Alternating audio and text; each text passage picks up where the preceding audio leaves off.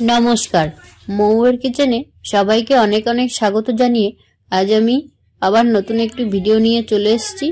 আর এই ভিডিওটি তৈরির জন্য আমি নিয়েছি আলুগুলো আমি 4 টুকরো করে কেটে নিচ্ছি।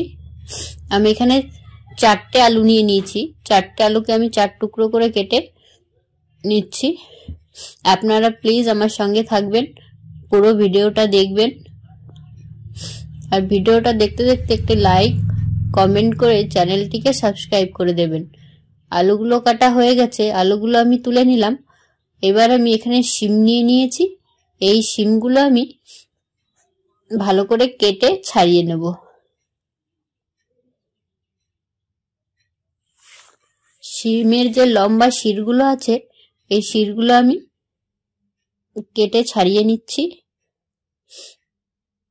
শিমের শিরগুলো না ছাড়ালে খাওয়ার সময় কিন্তু মুখে বাজবে, কারণ শিরগুলো গলে না, একদম শক্তই থাকে। শিমগুলো আমার ছাড়ানো হয়ে গেছে। এগুলো আমি ভালো করে ধুয়ে নেব। তুলে নিচ্ছি প্লেটের মধ্যে। আর নিয়েছি ধনেপাতা। ধনেপাতা আমি ভালো করে কুচি কুচি করে কেটে নেব।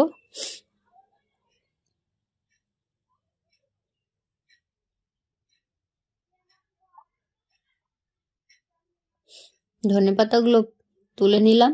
আর নিয়েছি একটা টমেটো।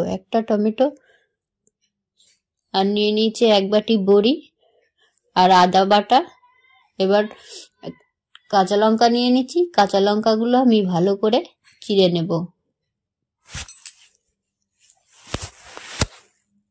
এটা একেবারেই একটা নিরামিষ রান্না। যারা নিরামিষ খান তারা কিন্তু এই রেসিপিটি ট্রাই করতে পারেন। এবার আমি কড়ার মধ্যে সর্ষের তেল দিয়ে দিলাম।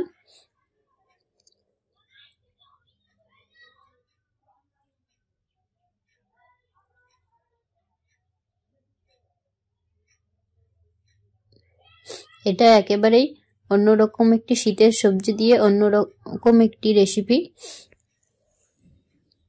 আপনারা রান্না করে খেয়ে দেখবেন, বেশ ভালো লাগে। এবার আমি বড়িগুলো ভেজে নিচ্ছি। একদম কম আঁচে অল্প তেলে আমি ভেজে নিচ্ছি। বড়িগুলো আমি হালকা লাল করে ভেজে নেব।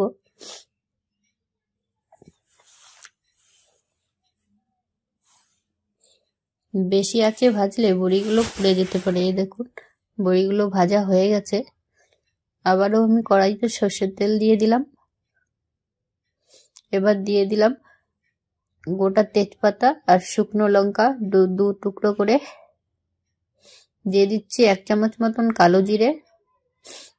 এগুলো আমি ফোড়নে ব্যবহার করছি। এবার কেটে রাখা আলুগুলো আমি এর মধ্যে দিয়ে দেব। আলুগুলো আমি ভালো করে ভেজে নেব।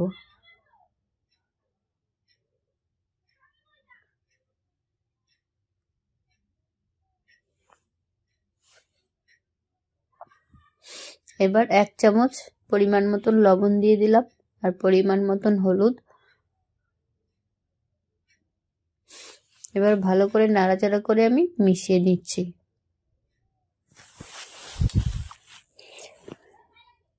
আলুগুলো দেখুন ভাজা হয়ে গেছে। এর মধ্যে আমি এখন কেটে ধুয়ে রাখা শিমগুলো, আমি কিন্তু গোটাই শিম রান্না করব, দিয়ে দিলাম।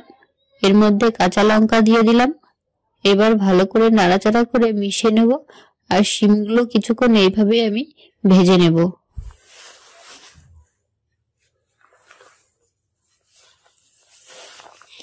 এর মধ্যে এখন দিয়ে দিচ্ছি আমি আদা বাটা।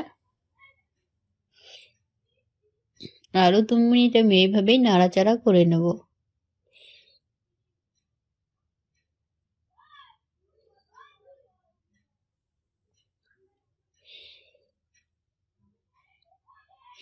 এবার দিয়ে দিচ্ছি পাকা টমেটো। আমি কেটে রেখেছিলাম 4 টুকরো করে, সেই কেটে রাখা টমেটো দিয়ে দিলাম এর মধ্যে।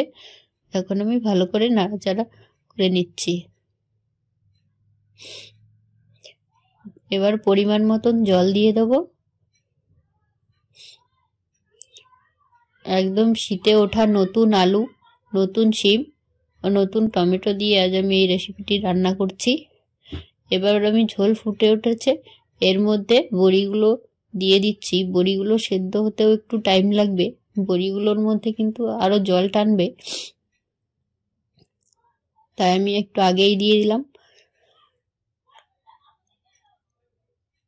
এর মধ্যে এখন আমি ধনেপাতা দিয়ে দিচ্ছি।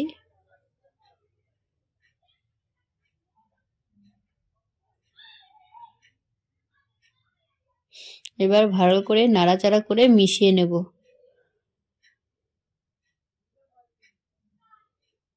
খুবই সহজ সরল একটি রেসিপি রান্না হয়ে গেছে, আমি এবার নামিয়ে নিলাম। ভিডিওটা দেখার জন্য অনেক অনেক ধন্যবাদ।